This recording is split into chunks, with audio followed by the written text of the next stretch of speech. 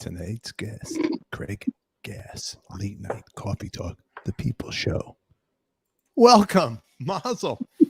I love that intro. Who was that guy behind his green, PG-13? You got to warn the people what they're going to see. So it is. It's rated PG-13. But everybody, Mazel, welcome to Coffee Talk. That's right. Late Night Coffee Talk. We're here. That's very good. So you read that very clear. Anyway, really quick. Things are crazy. Why does that keep popping up? I'm not doing that. Who the hell is this? My wife? What the hell's going on here? I did not do that. Get the hell out of here. Do I have to curse out the internet? Glitch in the system. Okay. Anyway, man, you think I'd have a better run of the show than this, huh? You know what, Corey? You like him, huh? You know a lot about him. I love him. He's so funny. You do, huh? Introduce Craig. Let's see your introduction. Ladies and gentlemen, we've got Sam Kinison and Gene Simmons, and I forgot all this. But the worst. This is why you're not going to even talk to him. That sucks. Let me do it. Oive, do it. All right. Ladies and gentlemen, boys and girls, close your ears. Welcome to our show, the funniest motherfucker ever on this side of everywhere, Craig Gass. Oh, that's a good one. That's a good one. How can anybody not get along with everybody who gets a welcome like that, man? That is awesome. Right? Because I'm obnoxious. This is my this is what I do. Craig, I want you to, first of all, we had a lot. Craig was talking to me China. There's a lot of crazy things going on here. And for Bill K out there, and there was somebody else. You got banned from coming in the backstage, so I forgive you, Johnny B. So you guys are back in. I don't know what happened. Somebody messed with my settings. There's some weird shit going on here. But anyway, Craig is here. Corey Levithan was right here. Craig, this is Corey. He used to write for Circus Magazine, but he got fired. I got fired. It says so on my shirt. Yeah. Get out of here. When you Circus Magazine was like once a month. Like I read that religiously. What did you get fired for? I didn't get fired, but that's the joke on the show, because Stefan because Stefan used to take out my garbage at Circus. I was an editor, and he took out my garbage, so now I take out his garbage. Yeah. Corey and I met. I was the mailroom boy at Circus Magazine, Craig. About what year was it, Corey? About 87? 89. 89. Corey came in there. It was on 3 West 18th Street, 5th and 6th, and Corey came in, and I had the really long hair, and he looked like Revenge of the Nerds. He was scared of me, and then we became friends ever since. I used to take out his garbage. It was a great place, Craig. You know what? Get free tickets. So I would take the money for the bus, and I'd walk to Rockefeller Center. I got tickets to Guns N' Roses at the Ritz both nights in a row. Wow! Fucking, that was a legendary show. I bet you. I just got a photo from Steven Adler of him and I lived with Steven. Of him and I on my 18th birthday in Phoenix. He saw the picture and he sent it to me, and I don't think he knew the details of the picture. So I told him, I said, this was my 18th birthday, February 15th, 1988. And it was in between 2 nights that you were doing in Phoenix at a place called the Celebrity Theater. You didn't show up, or the band didn't show up for the second night, which was on the 16th, because it was I had heard it was because Axl never showed up to the venue that night. And but yeah, it was. I'm gonna see if I can find a picture. This you got to find it. Now here's a funny story. So wow, that's funny. So that Rich show was incredible. They did it 2 nights. So that was that before? Hold on. That was 88. Yeah. Oh wow! Well, that's you right there, huh? That's me with the long hair, and that's my 18th birthday. A girl that I know in Phoenix. I think it was like one of the first nights I ever hung out with her. Steven, me, and Duff. And how fucking cool!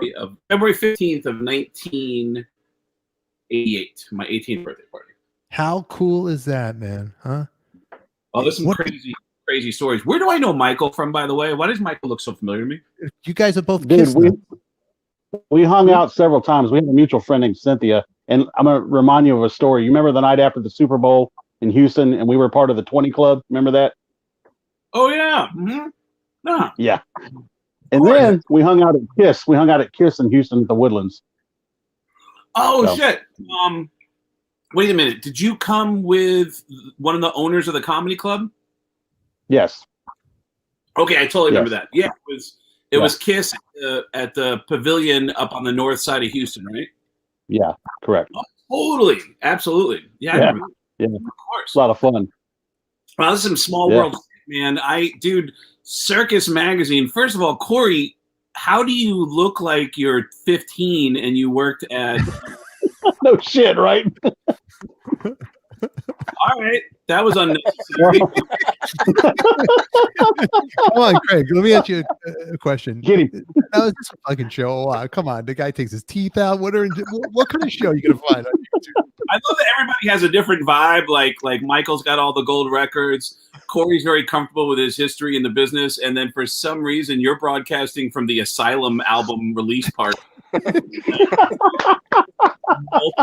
like multicolored. I have mazzuzas too, if you want. Come on. I got mazzuzas if you need it. Look. Wow. Come on. Nice. Oh, whatever you need, you know. What's that small Paul Stanley belt? What is that? I should just make coffee talk mazzuzas. How great is that? Okay. That's a Paul Stanley belt for Mini Kiss. Yeah, for a little Kiss. Okay, Craig. We're probably gonna be a long time. You want to get impressed. You love Kiss, right? You love Kiss. Oy vey, show him what you got. Show him. Let's pan, shall we?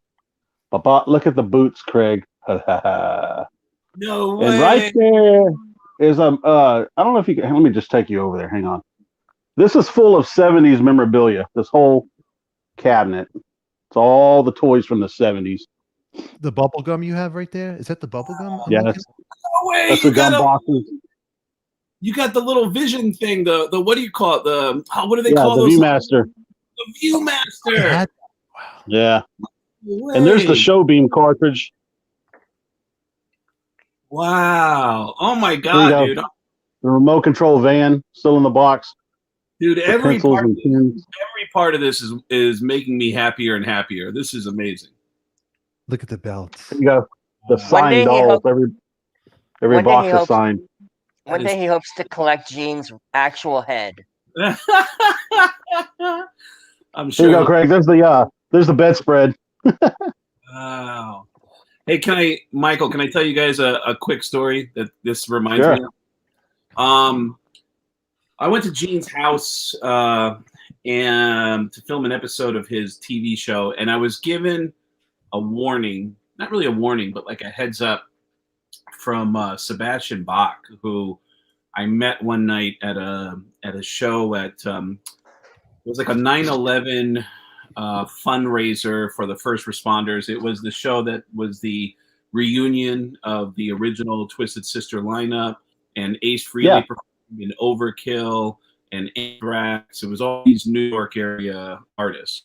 And I ran into Sebastian, and Sebastian knew who I was, because Sebastian is not only a big Kiss fan, he's also a big Howard Stern fan. So he knows, Wait, my head is enormous. I already know that.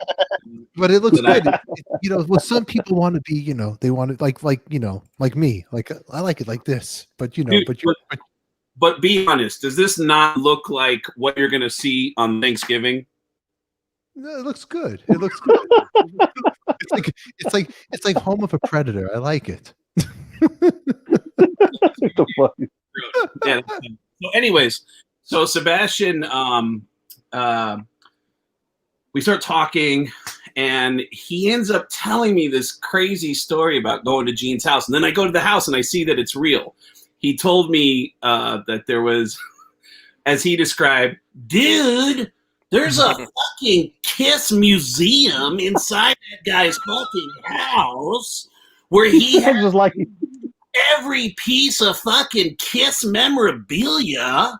And when you walk in, sure enough, every piece of Kiss merchandise that's ever been made is in this room that is like a museum to Kiss. And But Sebastian had this amazing story that he walked in and he goes, I saw this fucking bag that had 100 Kiss cell phone covers. I said, dude, what the fuck is that? And Gene Simmons goes, that's our new promotion for Kissmas. It's our new, it's our Kiss cell phone cover. And Sebastian Bach goes, dude, can I have one of those? I wish I could, but if you go to kissonline.com, and he wouldn't give him one piece of plastic, just like one piece of plastic. I wish I could. It was fucking great. That is great. Yeah. So when I'm looking around Michael's house, it's like, the amount of history that he's got in there, and those are all classic pop culture things there that you have, man. Especially that Viewmaster, man. That Viewmaster, I have to believe, has to be worth a lot more than was originally paid for. Yeah, all that stuff is my original stuff since I was a kid. And what's amazing is I never opened any of it. Wow, are you serious? I mean, how could you not have opened the stuff? That I don't get it. Like from when you were a little kid, 10 years old, you didn't open it. Wow. No, the pencils are still sealed. My ballpoint pens are still sealed. I never opened any How of that could you stuff. not? I cut the hair on my Peter I don't Criss know. doll. I wanted to have like Rod Stewart hair. I remember. I did. I cut the hair. Did anybody else think that he was about to say, I cut the on my pubes? Well, you know what's funny, Craig? You know what I did? Hold on. I took the hair from Peter Criss. I tried to glue it on Paul Stanley's chest. Oh, shit. True, Awesome. true story. It's amazing because they really did come up with. It was so brilliant that they came up with so many things you would want as a kid, from the dolls to I collected the trading cards, like baseball style trading cards, and on the back of the trading cards made one big poster, and you had to keep buying those cards. Are you about to pull them out? He has everything. I've got some loose ones right here. Yeah, show him what you got. He's good. If you be The nice, ones I showed you in the case are still in the boxes, but these are dead mint. Wow. I'll tell you what, Greg. When we get off air, send me your address and I'll send you a couple of sets. No way. Are you serious? Totally serious. Dude, let me see the back thousands of these things. He's serious. This is what he's talking about. They made a puzzle. See? Yep. Mm-hmm. Yeah. On the back. Yes. Yes. Oh my God. That's funny. That's what I want to do with the. That's what I want to do with the coffee talking wax thing. That's exactly. Look at that. That's cool. Wow. Yeah. Love it. Great It's stuff, amazing. man. I mean, they really are. They're so iconic, and I always just like as a kid. You still smell the gum. Really. That's crazy. The gum still smells. I so admired them as a kid and admired their confidence.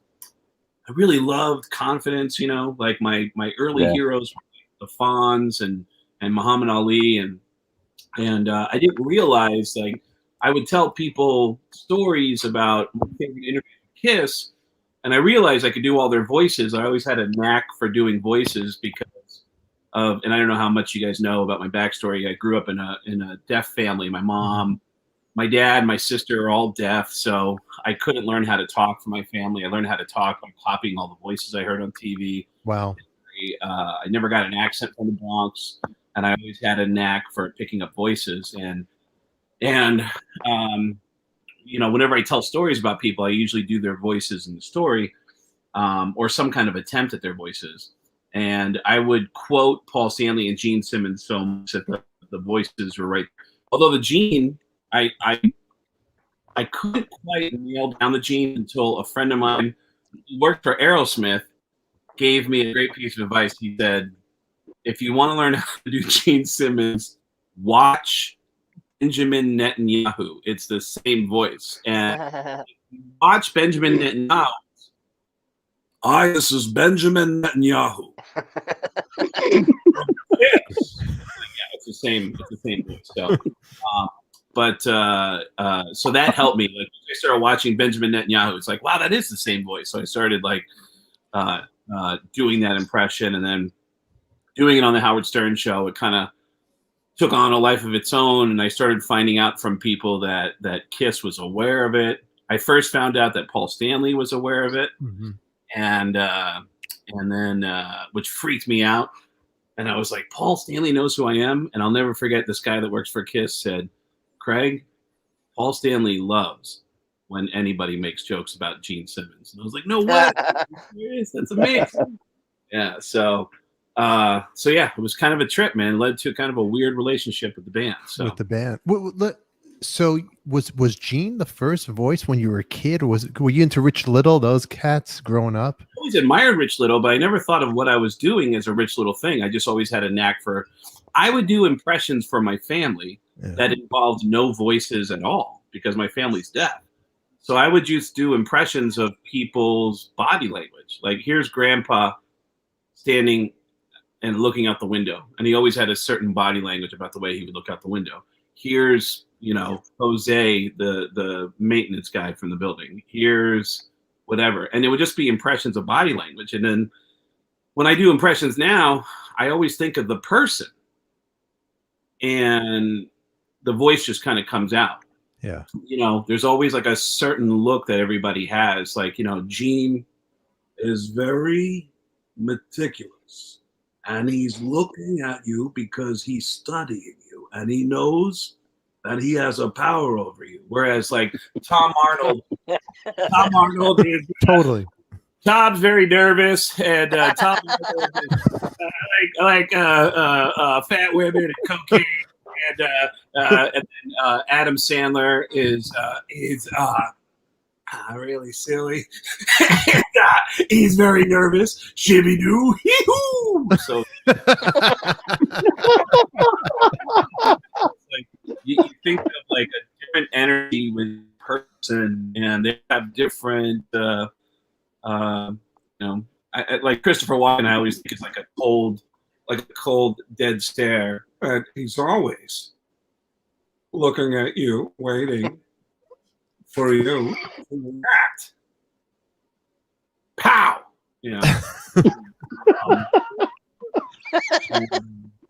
So I always think of the person first. I don't know why every time I do Sam Kinison. Oh, please. Oh, love. Yes. Covering my mouth, and I think it's because that's the way he used to hold the microphone. He would always look like he was trying to tell you a secret. By the way, one of the greatest Sam Kinison stories I've ever heard. There used to be a TV show on NBC called Later with Bob Costas. Yeah, it was the schedule was the Tonight Show with John Carson, followed by Late Night with David Letterman, followed by Later with Bob Costas. And it was a 30-minute, just no frills, just sitting down talking to one person for 30 minutes. And Bob Costas was so good at getting his research that every person that he talked to would always have a moment where they'd go, how did you know that? Like he was so thorough, he would always blow away his subject. And he had Sam Kinison as a guest. And I remember thinking, like, what is Bob Costas going to know about Sam Kinison? I'm not sure if this is on YouTube. I hope it is. But Bob said, Sam, I used to watch you back in the early 80s, and your entire act back then was based on that day's obituaries. And I remember thinking to myself, you know what? This guy's funny, but he's too dark and he's never going to make it. And Sam Kinison said, oh, man, yeah, that's right. I used to do that, man. And he explained the piece. And, dude, this is the darkest fucking thing I've ever heard. Sam Kinison used to go on stage in his early days of stand-up, and he would bring the obituaries from today's newspaper and get on stage and go, hey, folks, my name's Sam Kinison. I want to thank you guys for coming out. I want to thank you guys for supporting stand-up comedy. I'll tell you a couple people that you won't be seeing here tonight. And he just grabbed the obituaries from today's paper and he'd go, like, Esther Goldberg.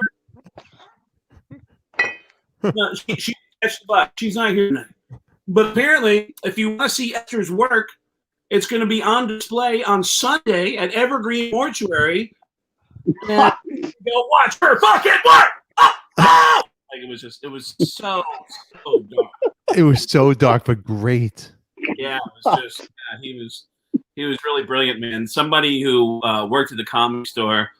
Oh man, I'm drawing a blank on his name. He was best friends with Bill Hicks. Sam's best friend was Carl LeBeau, and Bill Hicks had a best friend who now is based in Oregon. Dwight Slade gave me a tape of Sam doing this this piece where he said, "Hey folks, I've been reading a lot about Nostradamus. And Nostradamus, this is a very fascinating story. Here's a guy who was able to predict major world events while he was alive, over 300 or 400 years ago. And he was able to predict major world events. He was able to predict major world wars, predicted the rise of Hitler, and almost fucking named the guy." Which, if you know anything about Nostradamus, in his writings, he said he named like a time frame around the 1940s and said that the great Hister will rise out of the East. And everyone's always blown away by like, oh my God, the part of the world and the location and the time frame, it was Hitler. And he says the great Hister. And Sam had this theory of like, and I'm reading that, and it's very fascinating, but I said, well, wait a second. Wait a second. What if Hister hasn't shown up yet? What if this is the guy that's going to make Hitler look like a pussy? Oh! Darn. It was so pretty amazing. God, it was great. Humor, God. I mean, humor. I mean, being a comedian, it's a hard fucking gig now for these comedians because you can't. Back in the day, the Red Fox, the way comedy was, you were able to say a lot more. Even TV shows, All in the Family. Like, think about like the world we live in now. I think it's a beautiful time for comedy because you cannot argue facts, and I think the facts will always win, and it's up to comedians to be able to double down on indisputable facts. You can't, like, I always give an example of an indisputable fact that nobody wanted to laugh at. A comedian friend of mine, Big J. Okerson, did a thing on stage one night that I used to refer to as a magic trick. Because he starts out doing this piece and there's a moment that the whole crowd is really uncomfortable. And whether they want to or not, he gets everyone in the room to laugh within 20 seconds. And the joke is, it's based on a true story. He says, I was on a date with this girl and we were in my car, we're making out, and she starts crying. And I said, what are you crying for? And she said, because of this song, because I had my radio on and it's playing Lynyrd Skynyrd's Freebird. She says, when I was in high school, I was raped to this song, which always makes the whole crowd go. And he goes, yeah. And that's fucked up for two reasons. Number one, rape is awful. And number two, that's a long fucking song. That's like a 6.5 minute guitar solo. And the crowd always laughs, whether they want to or not. That is a long fucking song to get raped. Like, it's just, and then he tells a story about how he went to prison and got raped to Rapper's Delight. And he's like, you ever been raped to 14 verses? 14 verses? Like, and it was amazing that everyone could have an agreement of like, that is a pretty long song. And there are just indisputable facts that you can, I think it's the greatest time ever for comedy. I don't know that it's even affects me because I've become more of a guy who's just, I just tell stories about my life now. I don't really do much of what I would call a set or an act. I just share personal stories about my life that are, there were two comedians that would always be really insistent that I should just tell stories on stage. And one is Steve Byrne, who's this incredible comedian who's from Pittsburgh, but I know him from New York and LA. And then Lisa Lampanelli. They were both like, you know, God, you got to tell these stories on stage. These are incredible stories. These incredible stories. So I've started becoming more of a storyteller on stage. And in my stories, like nobody's getting hurt in my stories. So I'm going to pause for 1 second because I'm realizing that my battery's about to die on my laptop. Pause. Yeah. Go to your computer now. I think we could do this now. All right, so you guys can analyze anything I've said. Okay, we're gonna take intermission. Go to your computer. I'm gonna bounce you out, and then we'll bounce you back in. It'll take 1 minute. I'll be right back. 2 minutes and 2 seconds. Chuck Willery. All right, let him go do his thing over here. All right, so what's that? We want to get him to tell the Van Halen story because it's a great story, but it takes a lot of time. Listen, just let me fucking do my show. All right, just that's why this is not. This is. Let me do my show. You just stay over there. Go right there. Put you there in the little box. Okay. Now you're a producer. What's wrong with you? No, let's talk about you and let's talk about you in your messy bed. That's a better story. It's like, my wife just made it before Joanne just made it before you. Why? Because you're looking at the bed because you were gonna do just this. But you were just laying on it. Look at the pillows on the back. That's not. That's how she made it. No, she didn't. You laid on Yes, it. she did. No, I didn't. No. She made it. No, she didn't. She did. No, she didn't. She did. I'm telling you, I was here. Your bed looks. Hold on, Laura G. It's intermission right now, and right now is a great time for it's a great time for a commercial. You know what? Let's see what commercials we got in here. Actually, everybody, this is PG-13. You like that, huh? The intermission thing. Our guest right now tonight is comedian Craig Gass. Late night coffee talk. I hope you're having a good time. He's just bouncing in and out. He's checking his batteries. Let's see what's going on here. Intermission's almost over. What's he doing? I'm in. You're in. Yay. Okay, perfect. He is here. Right. Corey over there is navigating the stories. We had a little intermission break. Everybody had a little coffee, a little water, take an aspirin, whatever you do at night. We're talking about comedy, growing up, storytelling, all that stuff. Yeah, if I was going to be a comedian, my family would probably give everybody a headache with the loud, obnoxious tones that a Jewish neurotic family yelling, "You're a schmuck," peeking, but they yell at me at the own members. But then when it came to peeking out the window in Brooklyn, they'd peek and whisper. I could see at the corner. They peek like this, and it's like nobody could hear a thing. They're just whispering. Yeah, grandparents would always have a tendency to whisper. I remember your grandfather and I used to go there all the time, but it's all black people. I go, like we're 12 stories above the ground, like jump in through the window and beat. Like, why are you whispering that part? My mom still whispers black people. Oh yeah. Oh yeah. Well, we that's the old school. I want to know about you. I want to know when you were a little kid, Craig. So you grew up. What kind of home was it like as a child growing up for you? It was loud because I no one told me to turn anything down. I mean, as a kid, as a small kid, I was a weird kid because I was always doing a lot of voices and stuff. When I got to Arizona, moved to Arizona when I was 9 or 10 years old, and then started getting into music shortly after that. I remember my friends would record Night Flight and would be like, I remember that show. You gotta watch this video. Kiss took their makeup off. I remember that being a big moment. We had an air band. We had an air band. Yep. We would get tennis rackets and do an air band. And I remember one of my friends. What'd you play?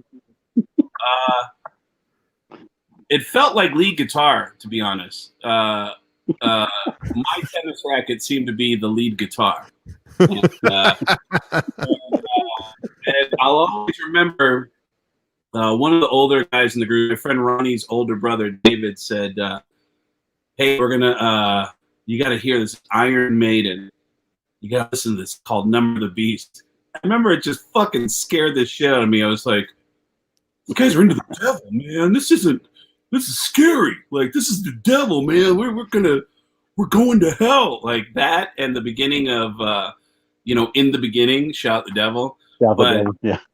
But Shout at the Devil, like Quiet Riot was the galvanizing moment of my teenage years.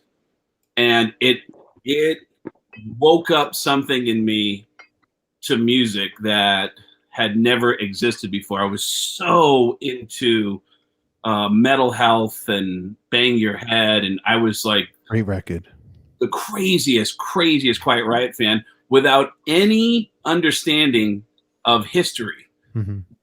So I would argue, I've told members of Quiet Riot this story. I would argue with friends of mine and be on the verge of a serious and well-deserved beating from friends. I would say, dude, Quiet Riot's the greatest band of all fucking time. And people would go, no, dude, Led Zeppelin. I go, Led Zeppelin doesn't even fucking handle Quiet Riot.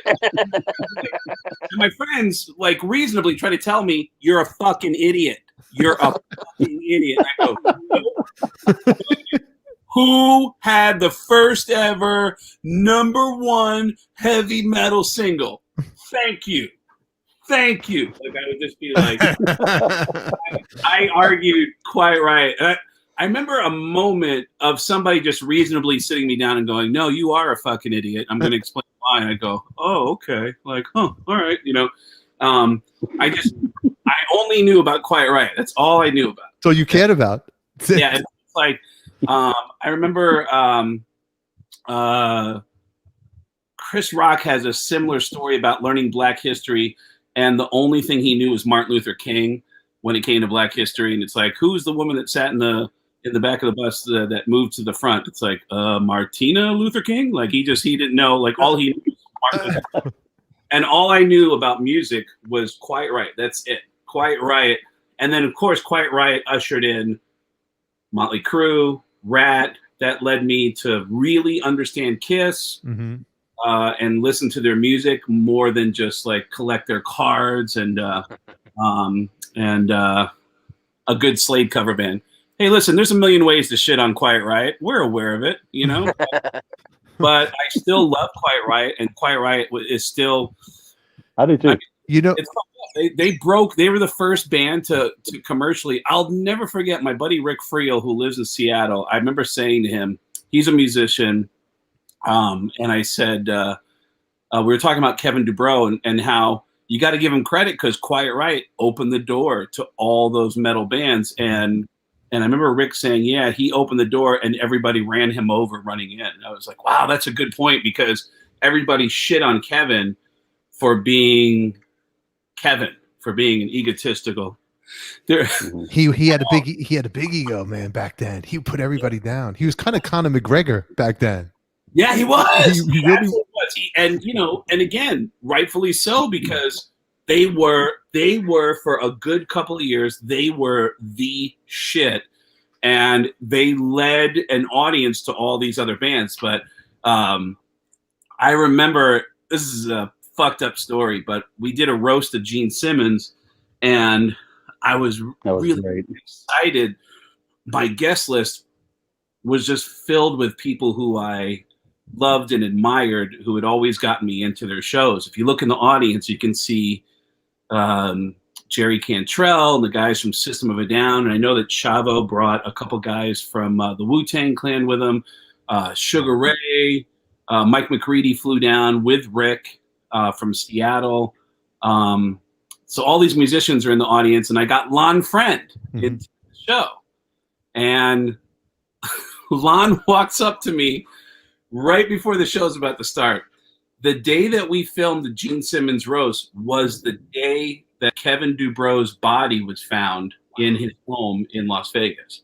And Lon Friend, who is the sweetest hippie, like poet kind of energy.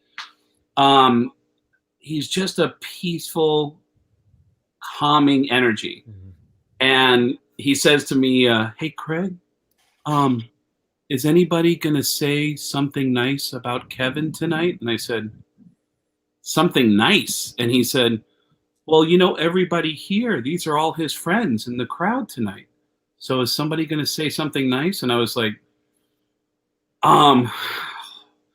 it's a roast, Lon. Like, I think the opposite of that is what we're going for tonight. And sure enough, the first line of the roast, Kevin Dubrow body was found that day. And Jeff Ross starts the roast by saying, welcome to the roast of Gene Simmons. And everyone went, yeah. Kevin Dubrow wanted to be here, but he took the easy way out. Yeah.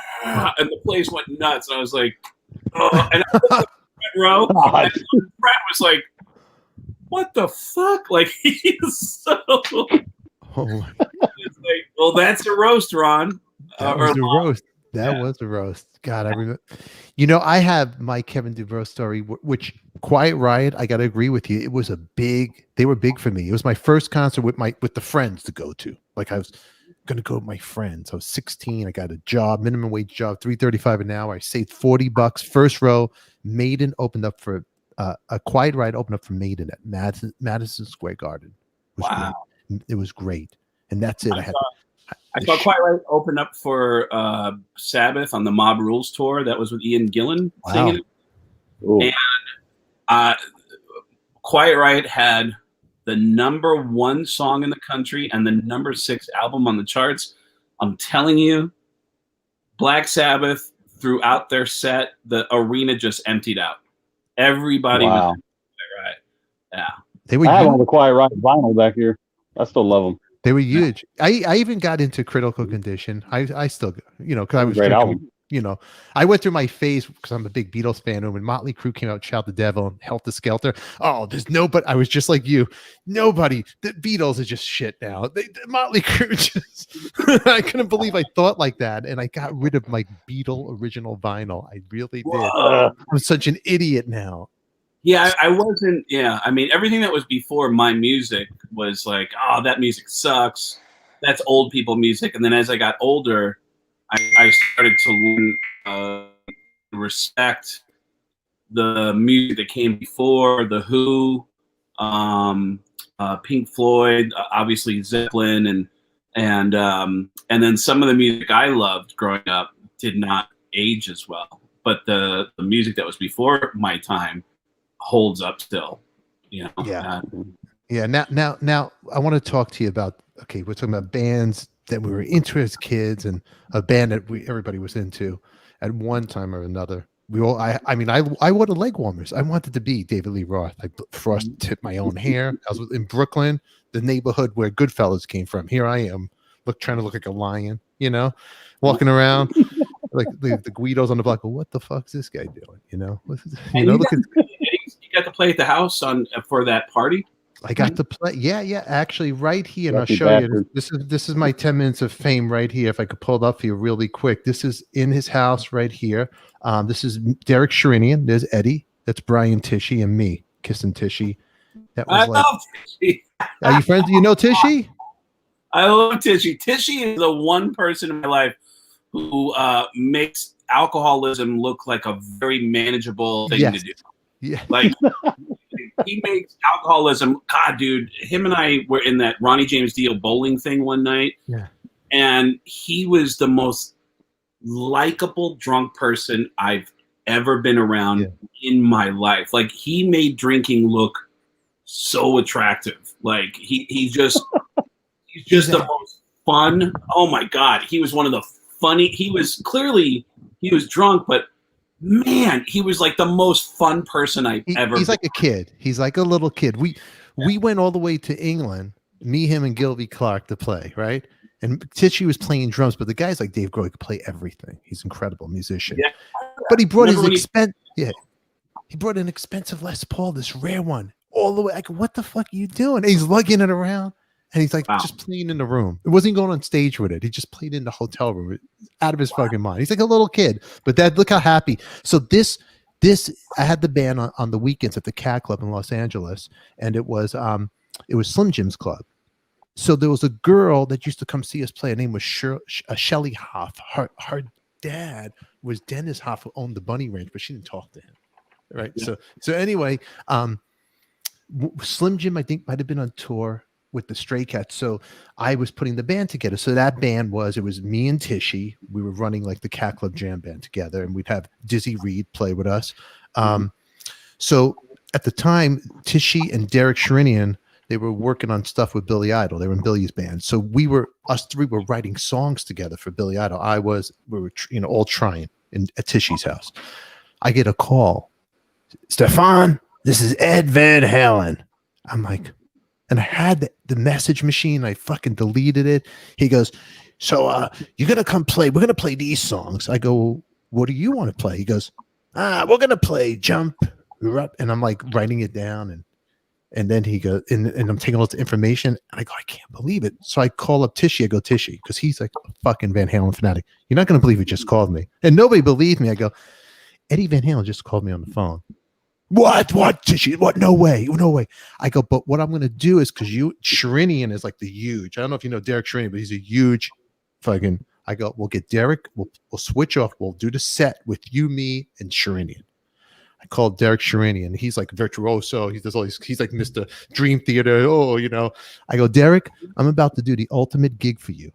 I go, you with your fucking Dream Theater shit, that boring shit that there's no fucking women in the audience. I'm going to fucking get you a show where there's going to be actually women watching you. No offense if you're friends with anybody by Dream Theater, but it's fucking boring. It's boring shit. I'd rather fucking bang my head against the wall than anyway, it's fucking ridiculous shit. If you can't, everyone's just letting you fucking dig your own grave. I'm digging my own grave. I don't even want them on the show. I want you. Yeah, if you can't fuck to it, you can't talk to it. I don't want it. All right. At least your jokes I could fuck to. I can have a good time. My wife's mad at me. I put you on, make her laugh. All right. So anyway, everybody loves to fuck to a good Sam Kinison impression. That's right. So anyway, we do the gig, and it was originally supposed to be with Billy Idol, and Eddie was drinking the smoking loon. He had cases of it all over the house, everywhere.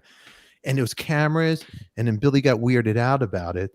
And then Eddie comes up to me, goes, is it a problem? You're going to be on film with me, Ed Van Halen. It was like refrigerator, like Fred Garvin, male prostitute. And I'm like, no problem, no problem. And I looked at Billy Idol. Is it a problem? No problem. Billy, when he walked away, Eddie goes, it's just, and he mumbled.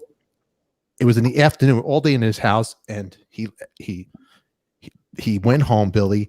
So we were jamming. It was John Corabi too playing in that thing. So I gave John. So my bass was fretting out, and I go, Corabi, watch this. I go, hey Ed, can you my D string? It's fretting out. He goes, give it to me, Stefan. Give it to me. And he's running. The E string, he's wrenching it, and then he's running all the way into the living room. He had nothing in it, but it was workout machines and a mattress with a cigarette burning. I remember on the floor, there was nothing. And so then he's running back, hits the A string, running. So then I go, hey Ed, do you need a guitar tuner? Like, here's my. He goes, Stefan, here. I look at Corabi. So you don't need my guitar tuner? He's like the nutty professor. He was such a sweet fucking guy. Like, he really was sweet, very opinionated. Like, he's like the cancer from these pics he was saying. And he'd give the shirt off your back. He offered us to give us, me and Tishy, his amps, like his models. If you guys want, you come back. But we never went back. I never went back there. But it was a moment that it was history. I mean, it's on YouTube. People videoed it. This guy named Scotty Slam. It's all on YouTube. I mean, people say, you saw he had his shoes with his toes sticking out. It's like incredible. I just got all these pictures now, and he's a legend. So, what was the time frame on that? That was about 13 to 14 years ago, I believe. 98 or something. It was after I lived there, because I remember like hearing about the party at like maybe within the year after I moved out. I lived there. Okay. I lived there from January till about April or May of 2004. So that's where I want to go, because everybody's heard my story and everybody's going to give me a bust my chops. Oh, you always talk and name drop, but fuck everybody in the audience. If you got the jam with Eddie Van Halen, you'd be talking about it forever. That's it. That's it. Yeah. It's hands down. It's the fucking. I got to do it, and now I'm a late night morning show TV. I got a laptop. Any schmuck could have a show. So here I am with my Eddie Van Halen show. But you have a story with Eddie Van Halen, and I want to know all about it, because we were talking about it. I watched you on my friend's show on Todd Kern's Plays with Slash, and I heard you talking about it. I was like, holy shit, I want to talk about this. So how the hell did you get involved with Ed? I started at a concert in Los Angeles. I was at a Scorpions Dokken concert in 2002 at the Universal Amphitheater, and this guy that I know that works in the music industry, he's a big supporter of mine, and he's doing me a solid backstage by, let me introduce you to some people, and he's introducing me to rock stars and people who work in the industry, and everyone he's introducing me to, I know who they are because I'm such a fan that I know their names, and I'm like, oh, I know this, and it's really cool. It's really nice of him to, oh, this is Craig. You guys like comedy? Yeah, you like the Howard Stern show? This is Craig. So at one point he goes, oh shit, okay, dude, this guy that I'm going to introduce you to, this guy lives with one of the biggest rock stars on the planet. But don't tell him I told you that. Come on. And we walk over and he goes, Maddie, hey, buddy. He goes, I don't know if you listen to the Howard Stern show or if you're a fan of stand-up comedy, but this is my friend Craig Gass. And this guy turned around and went, dude, I am your biggest fan. I go, oh, get the fuck out of here. Are you serious? And he goes, dude. And he tells me how he went to go see me at the House of Blues performing with Richard, Jenny, and Robert Schimmel. He paid $50 to a scalper in the parking lot. He waited a couple hours at the Roxy to when they released tickets for my show, my first show at the Roxy, to come see me at my big Hollywood show at the Roxy. And so we end up exchanging phone numbers. And I don't know anybody else in LA at the time, so I called him up and we made plans to go bowling. And on the night that we're going to go bowling, I said, hey, dude, so the alley it's a league night, and the league night ends at 9. So are you okay with meeting at the bowling alley at 9 o'clock? And he said, yeah, absolutely. Hey, is it cool if I bring my friend Ed with me? Because I've been telling him about you, and he's a fan of yours, and so when I told him that you were here in LA, he said he wanted to meet you. Is it okay if I bring him? And I said, yeah, of course. And he goes, all right, because he's got a kid. His kid's 12. And I said, dude, it's bowling. Who gives a shit? And he showed up at the bowling alley with Eddie Van Halen. Wow. And Ed comes walking in, and it was this surreal thing where Matt showed up first, and it's me and my buddy Dave, who's a guitar tech, and the guy who introduced us at the concert the week before. And he said, when he showed up, he said, oh, Ed's always late. He'll be here in a little bit. And the door opens up, and I go, dude, look at 2 o'clock. Look, tell me who that is. Look at 2 o'clock. And everyone looks over, and then the guy walks over and goes, hey, and Maddie waves him and goes, Ed, come over. And the guy walks up and goes, hey, which one of you guys is a fucking comedian? And I go, hey, man. And he goes, hey, man, I'm Eddie Van Halen. And I said, yeah. And he goes, Wolfie. He goes, this is the guy. This is the fucking guy. And I was like, holy shit. And I start piecing the whole thing together that apparently this guy, Matty, is he's Eddie Van Halen's assistant. Mm-hmm. He lives on the property in a guest house. He runs the 5150 Studios.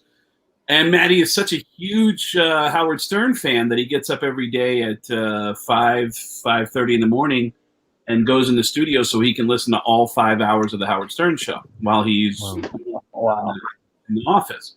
And so when I start showing up on the Howard Stern show, he starts telling Ed stories about, like, there's this new guy on the show. Like, holy fuck, this guy does a Paul Stanley impression. It's fucking crazy. And then a week later, holy shit, the same guy does a Sam Kinison impression. And then a week later, oh my God, the same guy does a Lars Ulrich impression. And then on and on and on. And then so at the bowling alley, Eddie is sitting there telling me my life story to me. Looks like my camera just went out. No, I see you. Yeah, you're okay. Still there. And So at the bowling alley, he's sitting there talking to me and telling me my life story, including a story that I told about how I've been broke my whole life. I told the story on the air on the Howard Stern show that once I started making money, all I've ever wanted to own was an illegal cable box. That's all I've ever wanted, was one of those illegal cable boxes that unscrambles all the channels. And at the bowling alley, Eddie, who is not supposed to be smoking, is smoking in the alley. He goes, dude, I heard you were broke your whole life. Is that true? And I said, yeah, man, that is true. And he goes, dude, me too. And I heard that all you ever wanted was legal cable box. And I go, yeah, that's actually true. And he said, dude, he goes, that's crazy because, and he looked both ways. And he went, I got a legal cable box too. And I was like, really? And he goes, yeah. The thing is, I'm fucking rich, but don't want to pay for cable. And I was like, are you serious? What the fuck? Like, over the course of the next year and a half, I ended up going, and Maddie and I became friends, and I'd come and hang out at the studio, and which is on the same property, and every once in a while Ed would show up, and then I got into a really bad relationship with a girl that ended horribly one night at a party when I left. It was at the NAMM show. I was at the NAMM show at everybody would go to the Hilton next door to go party. And I was at a bar at the Anaheim Hilton. I left for 2 minutes to go pee. And when I came back, she was making the guy when I came. And I was crushed. Called up Maddie and said, dude, you're not going to believe this. And he said, hold on. Ed wants to talk to you. And Ed got on the phone and said, dude, I told you she was a whore. And I was like, yeah. And then he said, and you're living with her. Why are you living with her? And I said, she's the only person I know besides you guys. And he said, dude, back up your shit. Move in with me. And I said, is that okay? And he said, yeah. He goes, dude, you can stay as long as you want, but don't tell anybody. The band's getting back. So it's going to be noisy at night. And I was like, so the only thing I got is the fact that Van Halen is going to be playing in the next room. And he said, I know you're working on your TV show. And at the time, I was working on a brand new TV show called Las Vegas on NBC. Uh-huh. I was shooting with James Caan and Alec Baldwin. And so I ended up moving into Eddie's house. And for that first couple months, like a few weeks of shooting this TV show where I was hanging out all day, every day, telling jokes to James Caan and Alec Baldwin. Wow. And every night I'd come home and Eddie'd be in the next room and I'd knock on the door and say, hey, man, I just got home and is it okay to listen for a little bit before I go to bed? And every night he'd go, dude, I'm lonely. Come on in. And I'd walk in, I'd listen to him play for a little bit. And it was it was a really surreal time. One of the standout moments of the time frame is that in March of that year, Metallica did a show at the Forum. I brought Maddie to the Metallica show, and I met a nice girl at the concert who I was flirting with, and we exchanged phone numbers. And at the end of the night, she called me up and said, hey, I just dropped off my friend. And I said, oh, cool. What are you going to do now? And she goes, I don't know. What are you doing? I said, I just got home. And she goes, where's home? And I said, oh, I'm in the Hollywood Hills. And she goes, you want me to come over? And I said, sure. Ooh, I don't know. Let me find out if that's okay. And let me call. And she goes, oh, you have a girlfriend. And I was like, no, I do not. I am single. I am totally single. I'm in a really unique situation. Just let me call you back. And I hung up the phone. I found Ed, and I said, hey, Ed, I don't know if Matt told you about that girl, but I met a girl at the concert tonight. If I keep her up at the studio, is it okay to bring a girl over? And he was like, dude, get some pussy. And I was like, all right, cool. So I called her up, and I said, okay, I need you to meet me at the bottom of the hill.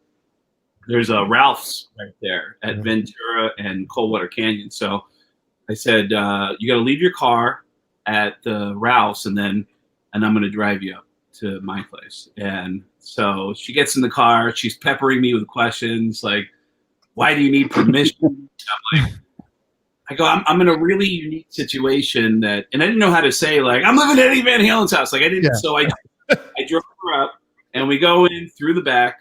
There's 2 entrances to get in, and my entrance, which is next to the recording studio, is in the back. So we pull up to the back and go through the gate, and then I park the car. I open the door. I let her walk in first, and she walks in the studio, and she goes, wow, is like the biggest Van Halen fan on the planet or what? And I was like, yeah. And then she starts discovering stuff on the walls where she's like, how do you get something like this? I remember she was staring at this plaque that was next to the bathroom door. It had the cover of every Van Halen album, and it said, to commemorate 60 million records sold, Warner Brothers, blah, blah, blah.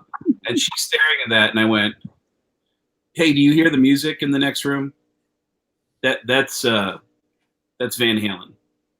So Now this was 2004 when they were reuniting with Sammy. they were reuniting with Sammy, and It didn't go well.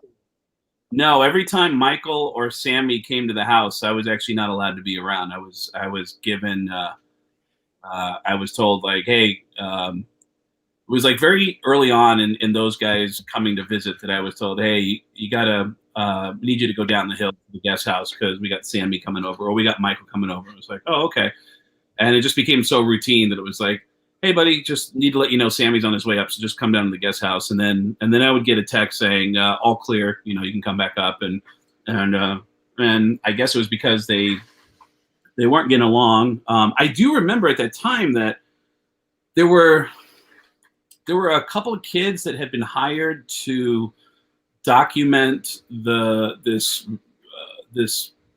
reunion between the guys, and it was my understanding that the reunion, what they captured was so toxic and so hostile, they decided to not release any of the footage because it wasn't anything they thought anybody should see. So yeah, but it was a really crazy time. That is a crazy time. I remember he in the studio, he had videos of, he's like, don't tell nobody. He took us in there and he had videos of Wolfie, just a kid playing with Alex, and they were videoing it. And he was. I remember him telling me a story about Wolfie recently telling him he wanted to learn how to play guitar, and said, I want to learn how to play guitar. And then he said, okay, I'll find somebody to teach you. And he's like, I want you to teach me. He goes, oh, okay. I don't know. Okay. All right.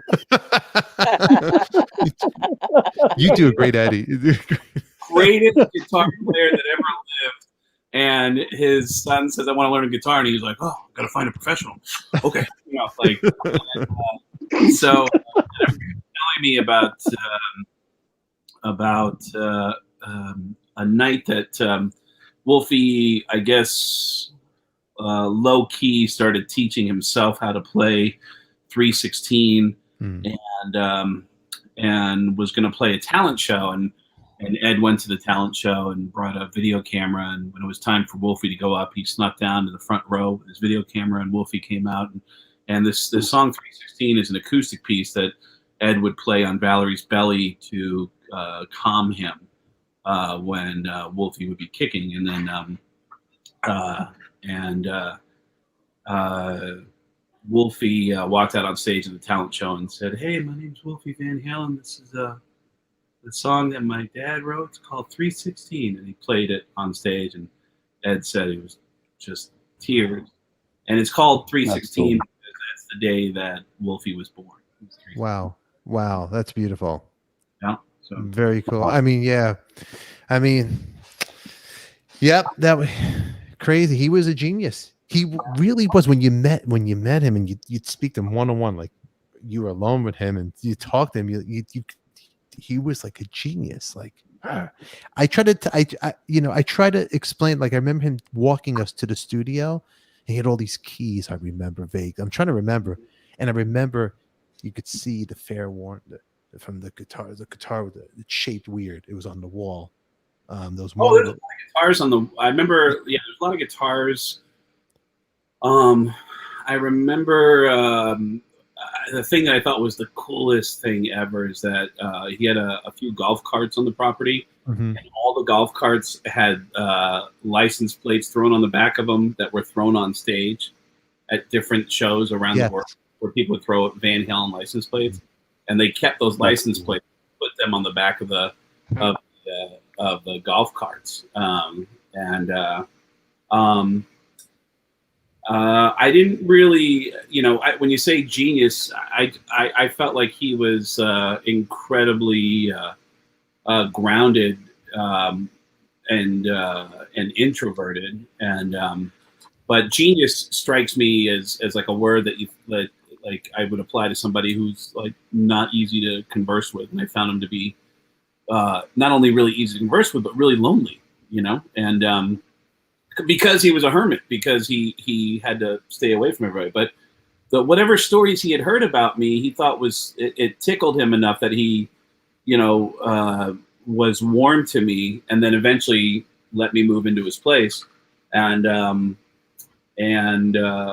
he was, remember him having an attitude of wanting to fix shit on his own, and always saying, "Hey, keeps you honest, all right? Keeps you honest."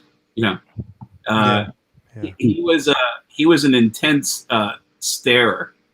That I remember that my buddy, a comedian friend of mine named Jim Norton, has a joke about he did a military tour in Iraq, and there was this intense kid that was driving him through this village, and there were an occasional resident, a local would have like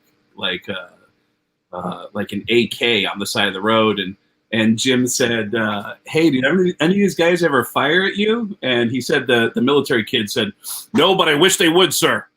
And he said, "You ever have somebody stare at you for so long that you laugh and you go, and you look away, and then when you look back, they're still staring, and you look away a second time and go, yeah." And I always thought about that when I would talk to Ed, because Ed would go, "Yeah, and I'd go,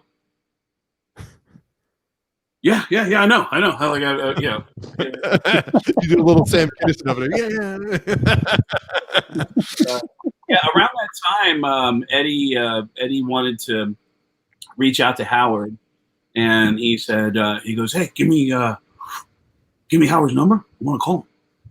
And I was like, let me make sure it's okay. I didn't want to piss off Howard, so I called Howard. I got his voicemail, and I said, "Hey, man, it's kind of a long story, but I'm living at Eddie Van Halen's house." That was always like the weirdest thing to say. I remember going to that Metallica show, and at that time, I had also become friends with Lars Ulrich from Metallica, and I remember saying to Lars, "Hey, man, is it cool if I bring some people with me?" And I was like, "Dude, of course, who do you want to bring?" And I said, "It's so weird. I'm living in Eddie Van Halen's house." And he goes, "Dude, you're living at fucking Eddie Van Halen's house? What the fuck?" And I was like, "Yeah, it's a weird story. It's kind of strange."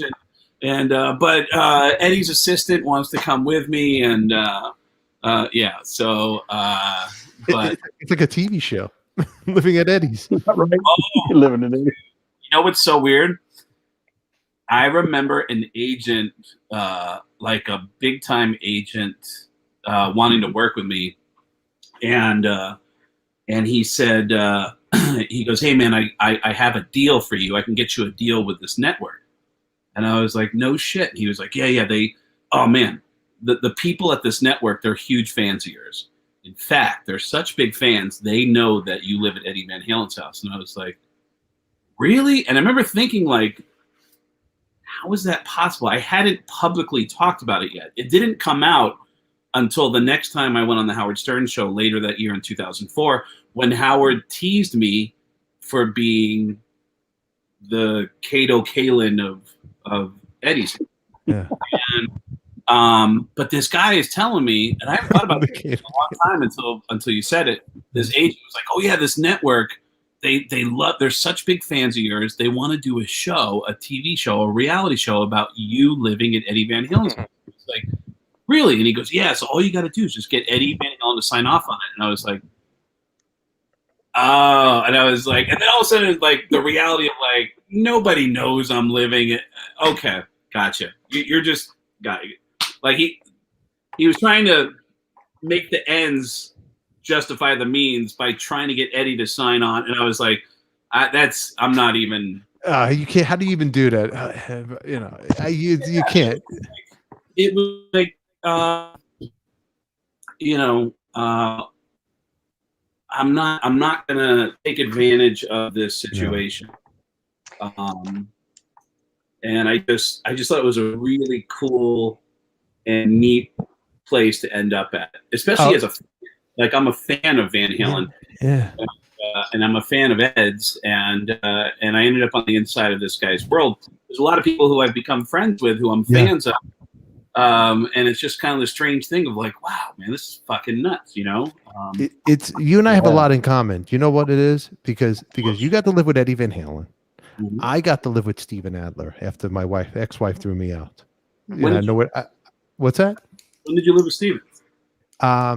I lived with Steven 90s, probably around 99, 2000, around that time. And it was his brother Jamie. Then his brother Jamie moved in with some girl, so I took over the room. But it was something else. You know, it was drugs? What's that? Were you doing drugs back then? No, I never did drugs. That's why it was something else. Are you kidding me? No. Steven didn't do drugs in front of people. It was a very personal thing for him. Steven's he's a great guy, and we'll text him. But I introduced you to him. Here's what happened. Okay. I'll tell you. You want to hear? Yeah, you introduced me to him. Was like doing drugs. Look. That was hilarious. That was fucking hilarious. But I'm in Steve. I am. You know the crazy thing? His number. Oh, there goes the show. This is big. And Craig didn't. He wanted to test it, but yeah. Oh, wait. What's your story now? Paul gave me his phone number one night at a Kiss show, and he said he was so nice to me. Like he really was supportive of me, and said I'd love to come to a show sometime.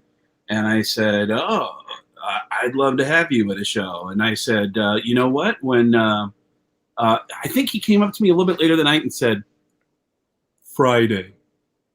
I'm going to be around on Friday. And I was like, oh, all right. And I said, I'm performing on Friday in New York. You want to call Doc and give him the information? And he said, I'll give you my number. And I was like, okay. And then he gave me his cell number. And I had a ton of people in my cell phone who whenever I'm going through my phone and I see phone numbers, I'll just be like, I don't want to bother that guy. It's all that comes to mind. It's like, man, that guy was so nice to me, but I just feel like I'd be bothering him if I called him. But for some reason, the day after Paul gave me his phone number, I called him the next morning. I remember I was jacked up on espresso. That's why I felt like really like I just had the perfect like espresso buzz, and I called Paul Stanley. I only called him once. He picked up the phone, and I heard, hello? And I went, hi, Paul. This is Gene Simmons from Kiss. And he went, okay. And I started selling him Kiss products. And I said, listen, some exciting things are happening at kissonline.com. We've got toilets. We've got hydroxychloroquine, whatever it is, we're selling it for $85 at kissonline.com. And I'm selling him all these Kiss products. And I finally just said, sorry, Paul, it's quick gas. I just wanted to say hello. Paul said, I was going to say, you're starting to sound like that fucking comedian now. And I was like, oh, yeah. And then Paul Stanley's distinguishable voice, the more I was like, okay, well, I got to take a shit. I'll see you later. Bye. I got so nervous. Like I realized, dude, I'm great. talking to Paul Stanley on the phone. Like I just got super nervous. Yeah, how could you not? I mean, Yeah. how could you not? Yeah, How that's could you great. even now when you, especially when you see them in makeup, you go to the show, how could you not feel like that little kid again, right? Oh yeah. And I mean, dude, when I go to Kiss shows and they hook me up, man. I'm always bringing comedians, and they're always super nice about it. And then I'll see the guys, and I know enough to stay out of their way. And Of course, they'll always like wave me over. I remember doing a show. I timed it so I could do a show in I think it was Edmonton, so that I could be there when Kiss was there. And I took some people from the comedy club to the Kiss concert, and then Gene walked out. He was the first guy standing in the hallway with all his makeup on, and I just looked at him and I went, like, have a great. And then I grabbed my friends and I said, "Come on, let's go," because I don't want this to be a weird thing where we end up just staring at him. So let's go. And we start walking down the hall, and as we're walking down the hall, up ahead of me, there's guys in the road crew like, "Craig, turn around! Gene's trying to get a hold of you. Turn around!" And I look, and Gene's standing next to two guys in business suits, and he goes, "Come here, come here, come here." And I was like, "Oh, all right, what's going on, man? How are you?" And he goes, "These are my friends. I want you to entertain them. Go." And I went, "Oh, okay. Go. Hey, what's going on? My name's Craig." And he goes, "No, impressions. Come on, impressions. Let's do it. Come on." And I was like, "Oh, okay. Who do you guys want? Do you want Morgan Freeman or do you like Sam Kinison?" And I start doing impressions for these guys. And then one of them asked me, "Hey, how do you do that, man? How do you learn how to do voices?" And I said, I don't know if Gene told you, I grew up in a deaf family." And they said, "Is that true?" And Gene goes, "It's true. His family's deaf and he's dumb." And I went, "What the fuck, man? That's kind of mean." Like, yeah. Billy showing up with a very unpopular FG and R. Oh, real. That's really nice, Billy. Thank you, Billy. I have a quick Gene story to tell. It was at a party for God knows what in '92, and he had their person. It wasn't Doc. It was their publicist. Call us. Wait a minute. I just got a text from Dinar saying F Billy.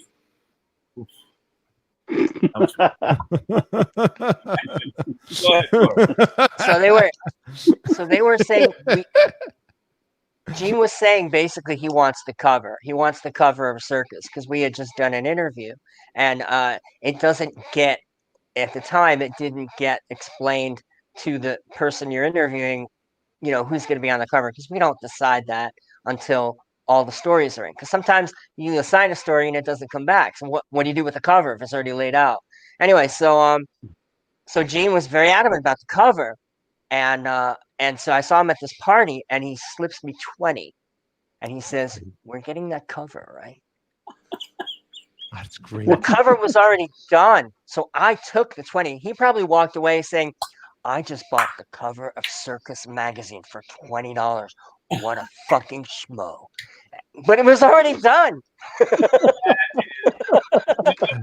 That reminds me of like my first road gig I ever did was in Anchorage, Alaska, like a little over 20 years ago. And it's this legendary bar called Chilkoot Charlie's. And I was so excited that I was on the road. I had a hotel room.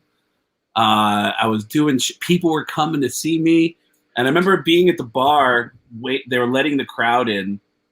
And this old lady walked up to me and said, "Hi, we need a table for 5." And I said, "Oh, I don't work." And she handed me $100 bill, and I was like, "Is it 5? Here, come on, let's go." And I walked them to the front, cleaned up the table, and I sat them, and I go, "What do you guys drink? What do you want for your first round?" "Okay, yeah. Hey, we need 5 beers over here." And I walked away, and then the lady saw me go on stage at the end of the night, like, "What? The waiter is doing stand-up?"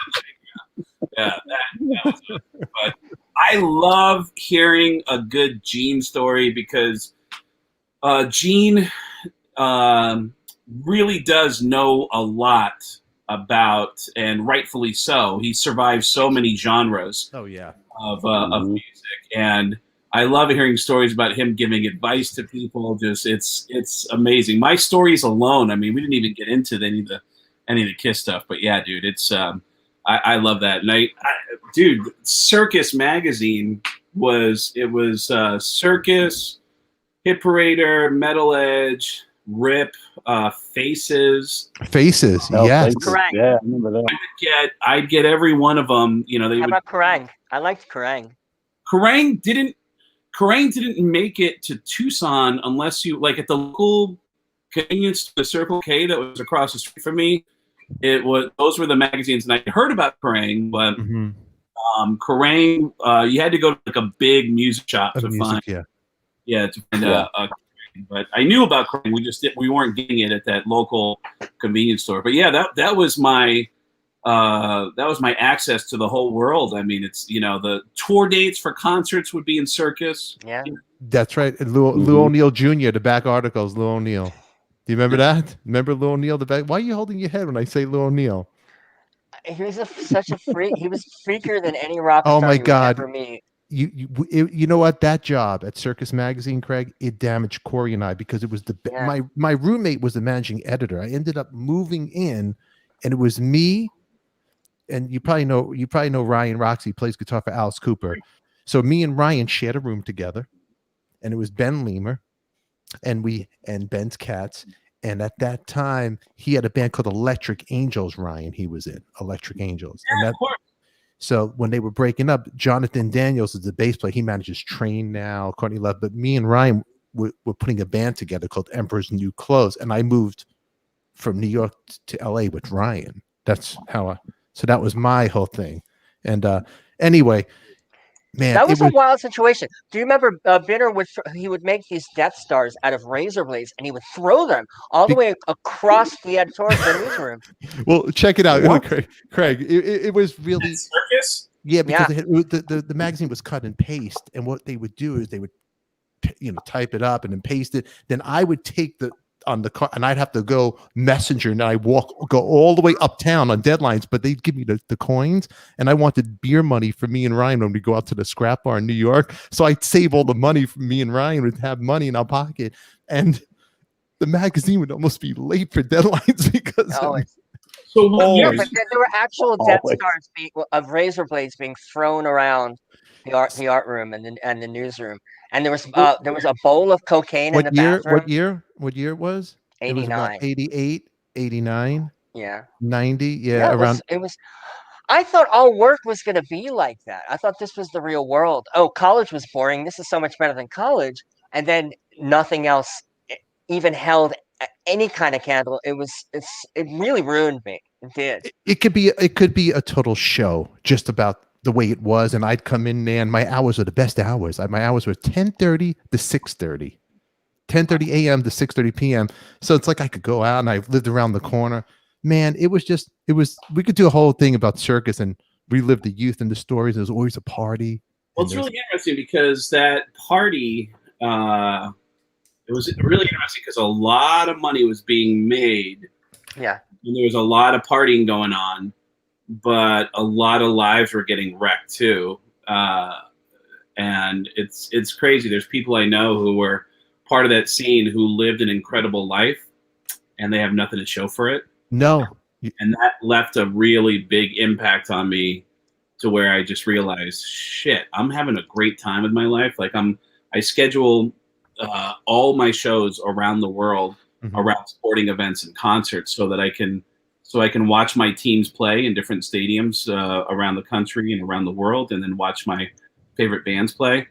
And I realized I needed to start changing what I was doing to make sure I was hitting markets where I did well and I could have money to put in the bank, because there were so many people I looked up to and I admired who I would see where they were living today, and they'd be living in a really shitty place with a tremendous amount of shit in their house that you'd be like, holy fuck, like these, it's like a living museum in their place but they financially weren't doing really well. So it changed the way I approached being on the road and doing shows, and I wanted to make sure that I'm making money when I'm traveling, because the experiences are an embarrassment of riches. But The record companies around that time had an incredible bump in revenue because everybody was rebuying their catalogs of their favorite musicians on CD. CD just come out. And they weren't looking to the far future. Everybody in the record business is only worried about their own job, which they think is always going to be cut. Right. So they didn't realize that that there was so much money only because people were buying their Beatles and Stone CDs. Because they don't want records anymore. And then it all dried up. Yeah, and then the record companies always had mathematical equations that kept artists out of making any money, and it's only artists who would really push hard for the forensics. They have those guys that would do like revenue forensics, or what is that what they call, like accounting forensics? Would go in and really figure out the nuts and bolts of what was made and where the money went and everything.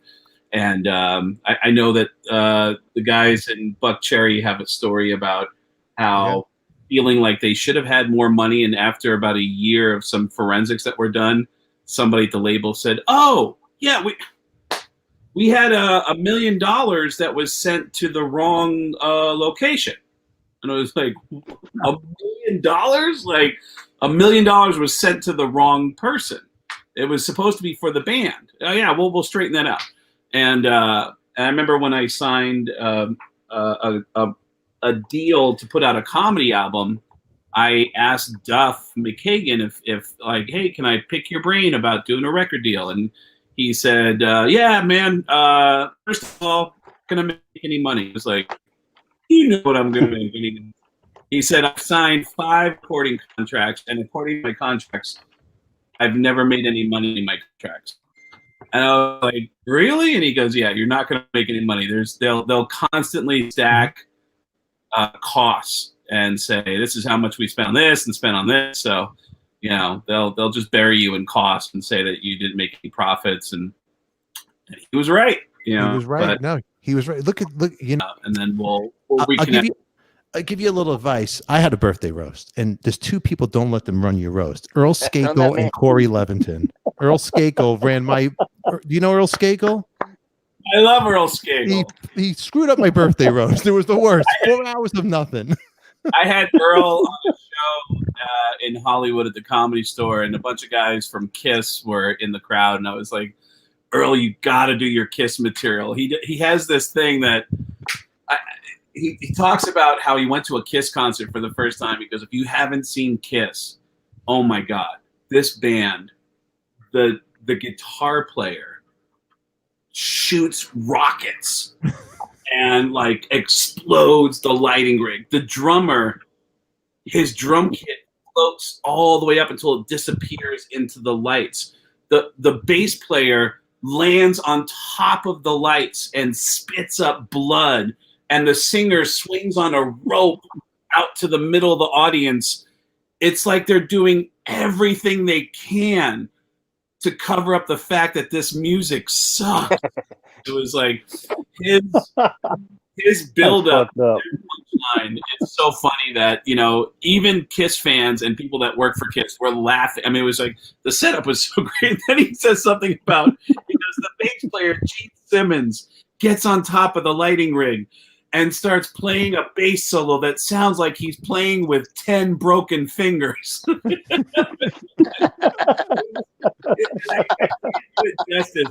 But I just remember the guys from Kiss and the guys that work with Kiss that were in the crowd were all laughing their ass off at that piece. No, he's definitely he's a fun guy. One day I got to get Earl on here and tell the story about how he bought tickets to see Kiss.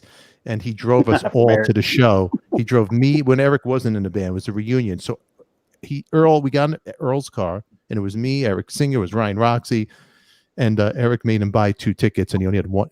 He got stuck with the extra ticket. It's a funny story.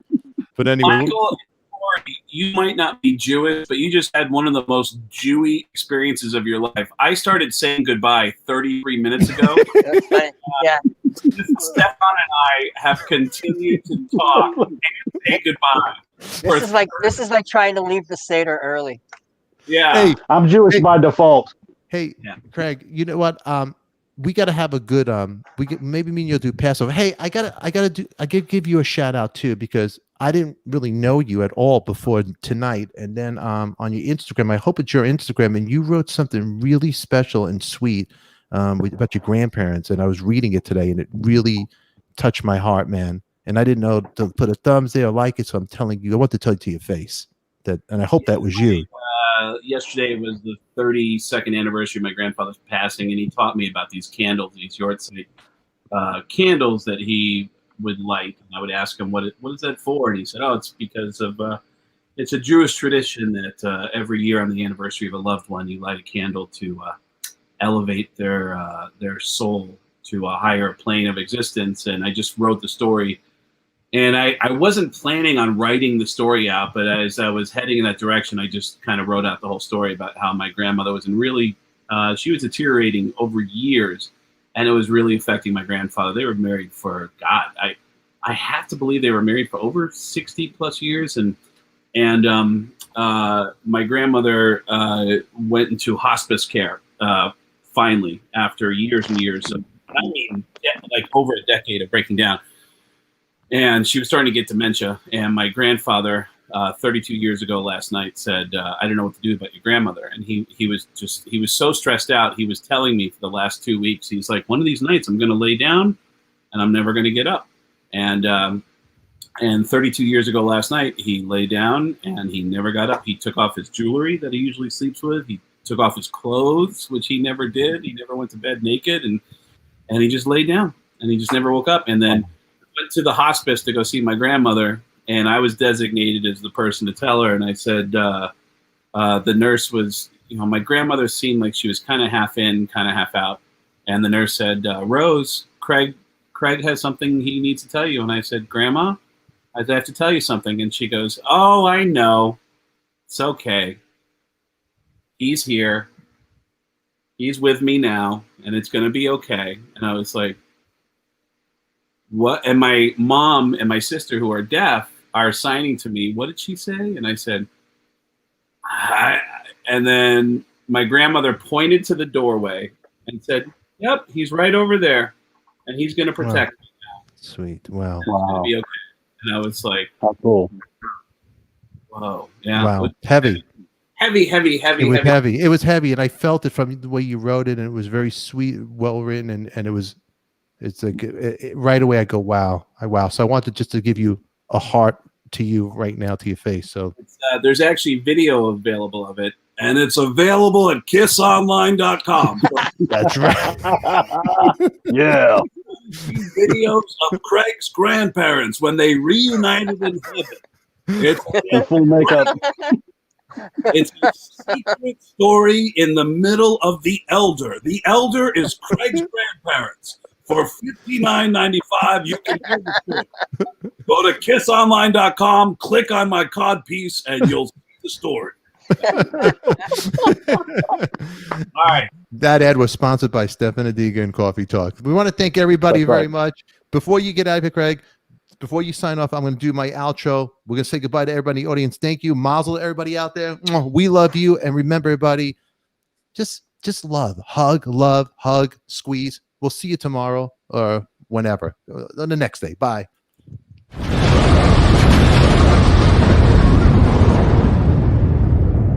It's coffee time with Adika.